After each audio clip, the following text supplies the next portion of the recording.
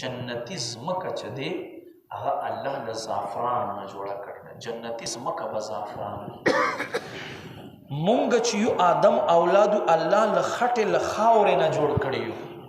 جنتی کوم مخلوق دی حورې او غلمان هغه الله له څه نه جوړ کړي دي؟ له زعفران نه جوړ کړي دي.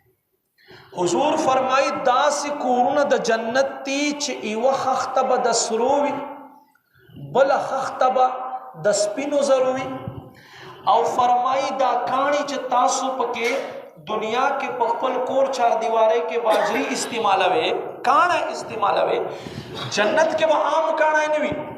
محبوب فرمایي چې هغه به دا څه شي؟ فرمایي هغه به یاقوت او مرجان کاڼي وي چې په دنیا کې به تا ما لیدلي یا به مو نه لیدلي.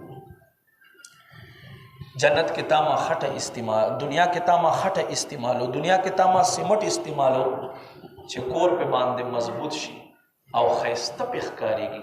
قربان دا راته ووایي چې جنت کې به خټې په ځای څه شی استعمالېږي؟ جنتي خټه به څه شی وي چې دا دیوارونه پې باندې لیپ کېږي، دیوارونه پې باندې جوړېږي. الله ښایسته محبوب فرمایي وایي هغه خټه الله له مشکو عنبرو نه جوړه کړې ده چې لرې منځ بیا خوشبویي سي. الله دې زمونږ ټولو په نصیب کړي. حضور فرمایي ای ما امتیانو هر سړي جنتي کور ته به، هر جنتی کور ته یو روایت کې د دریو ذکر دی، په یو روایت کې د څلورو ذکر دی. څلور نهرونه به هر جنتی کور ته روان وي. هغه به د څه شي وي قربان؟ الله محبوب فرمایي یو نهر به د اوبو وي، د حوض کوثر نهر به وي. دویم نهر الله محبوب فرمایي د پیو به وي، د پیو.